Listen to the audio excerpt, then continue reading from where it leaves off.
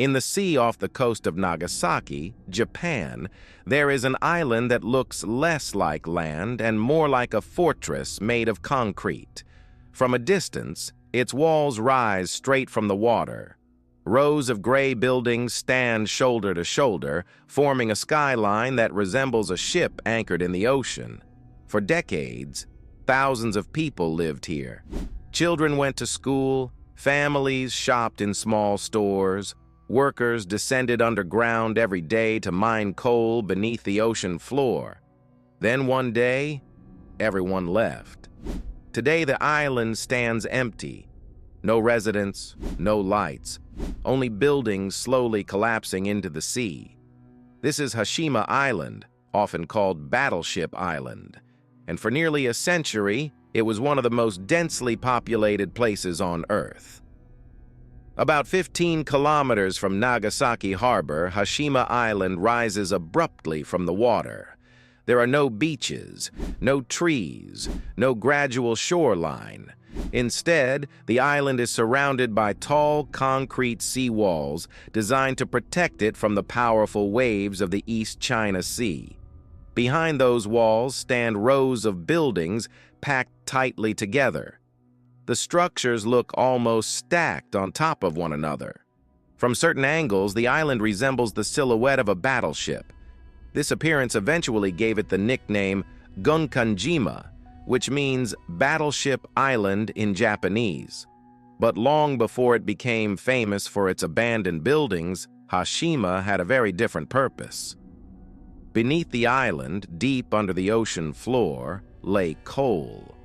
And during the 19th and early 20th centuries, coal powered the industrial world. Factories depended on it. Steamships burned it for fuel. Railways needed it to run. Japan, like many nations at the time, was rapidly industrializing. Coal was becoming one of the country's most valuable resources, and Hashima Island would soon become one of the places where it was extracted. Coal deposits were first discovered near the island in the early 1800s. At the time, Hashima was little more than a small, rocky outcrop in the sea. There were no buildings, no permanent residents, just exposed rock surrounded by water. In 1890, the Japanese industrial company Mitsubishi purchased the island. The company recognized the enormous value of the coal deposits buried beneath the seabed. But extracting that coal required building something entirely new: a settlement. Workers would need to live on the island in order to operate the mine. And so Mitsubishi began transforming the small rock into an industrial city rising from the sea. The first challenge was space. Hashima Island was originally very small, too small to support a large population. To solve this problem, engineers expanded the island.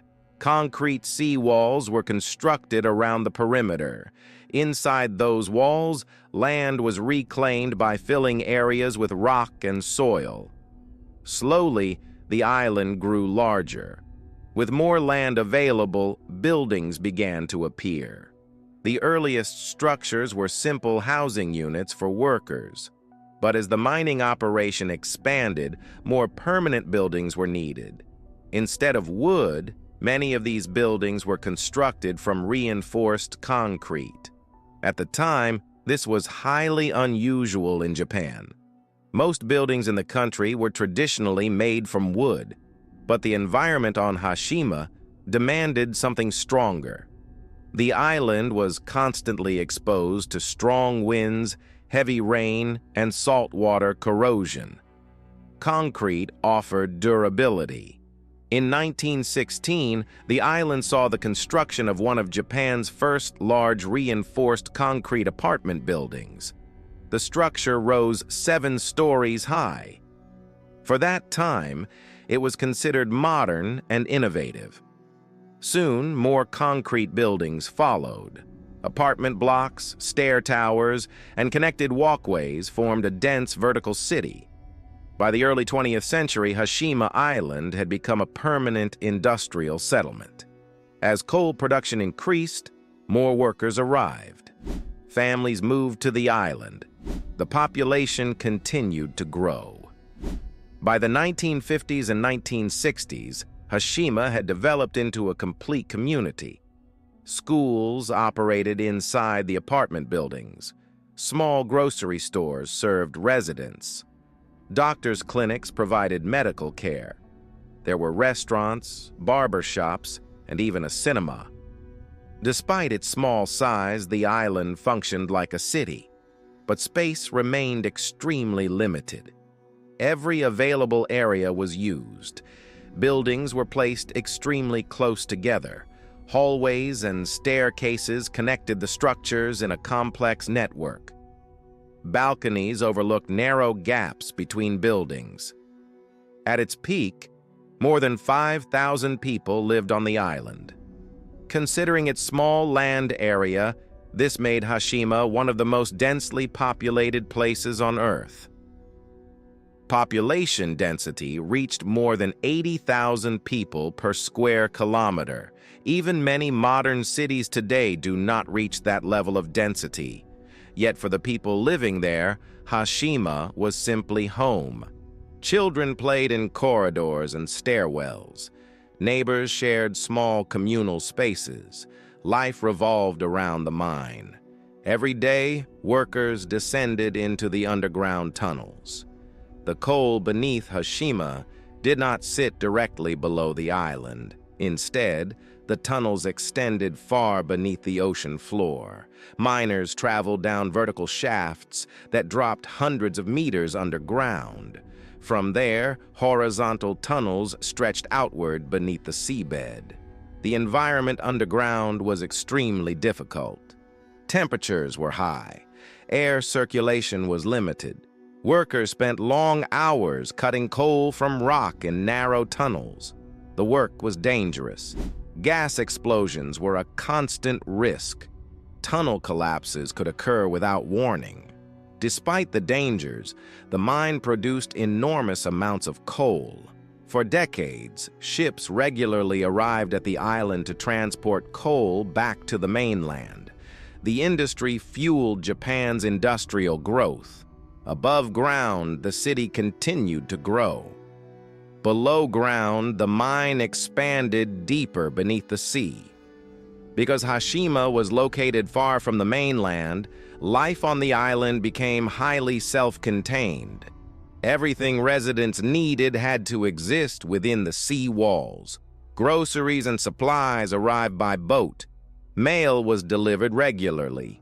Children attended school without leaving the island. Some residents spent their entire childhood there. Apartments were small, but families adapted. To create open space, rooftops were used as playgrounds. Children played sports on the roofs of buildings. Schools even held physical education classes there. From above, the rooftops resembled small parks suspended above the sea. Despite the crowded environment, many former residents later described the island as a close-knit community. Everyone knew their neighbors.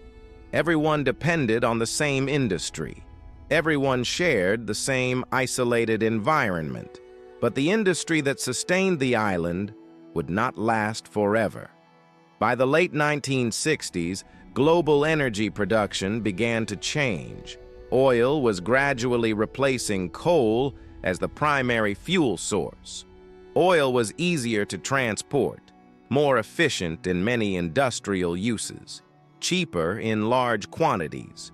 Across Japan, coal mines began shutting down. Hashima's underground operations were becoming increasingly expensive to maintain. Coal production declined. Eventually, Mitsubishi made a decision. The mine would close. In January 1974, the company officially announced the closure of the Hashima coal mine. The island's only industry had ended. Without the mine, there was no reason for workers to remain. Residents began leaving. Families packed their belongings. Boats carried people back to the mainland. Schools closed. Shops shut their doors. Apartment buildings emptied. Within only a few months, the population dropped to zero. By April 1974, Hashima Island was completely abandoned. Thousands of people had departed.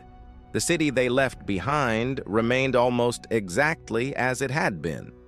Furniture stayed inside apartments. School desks remained in classrooms. Televisions and household items were left in place. Unlike many cities that declined slowly over decades, Hashima was abandoned almost all at once, and once the people left, the environment began to reclaim the island. For decades, no one lived on Hashima Island. Strong winds from the sea battered the buildings. Salt water corroded metal structures. Typhoons struck the island repeatedly. Windows shattered, roofs collapsed. Plants began growing through cracks in the concrete. Entire sections of buildings slowly deteriorated. Because the island was considered dangerous, it remained closed to the public. But photographs taken from boats revealed something unusual. The city was still standing. Rows of concrete buildings remained intact. The skyline still resembled a fortress. It looked like a place where time had simply stopped. In the early 2000s, interest in abandoned places began growing around the world. Urban explorers and photographers searched for locations that captured the atmosphere of forgotten cities. Hashima quickly became one of the most famous. Images of the island spread widely online. The site was striking. Tall concrete apartments rising directly from the sea, broken windows and empty balconies facing the ocean, staircases leading into dark hallways. It looked like a city frozen in time. In 2009, limited sections of the island were open to visitors. Guided tours allowed people to walk along reinforced pathways near the shoreline. Most of the island remains unsafe to enter. But even from the safe areas, visitors can see the towering ruins rising above them. Standing there, the silence is noticeable. There are no residents, no daily routines. Only wind moving through empty buildings. Today, Hashima Island represents more than an abandoned mine. It reflects a moment in industrial history. During the 20th century, coal powered Japan's rapid modernization. Communities like Hashima existed because of that demand. When the world changed and energy sources shifted, those communities disappeared. Yet the physical structures remain. Concrete apartment blocks, school buildings, hallways and staircases that once carried thousands of footsteps every day. Now they stand silent. Out in the waters near Nagasaki, Hashima Island continues to face the sea. The concrete sea walls still surround it. The buildings still rise above the shoreline, but every year, the structures weaken. Storms damage more walls, sections collapse. Nature slowly reclaims the island, yet its outline remains unmistakable. From a distance, it still resembles a battleship. A battleship made entirely of concrete, standing motionless in the water, once filled with thousands of lives, now completely empty. A reminder of how quickly cities can rise and how quickly they can disappear. If you want more stories about places where history refuses to stay buried, hit the subscribe button and check out these videos next. Thanks for watching.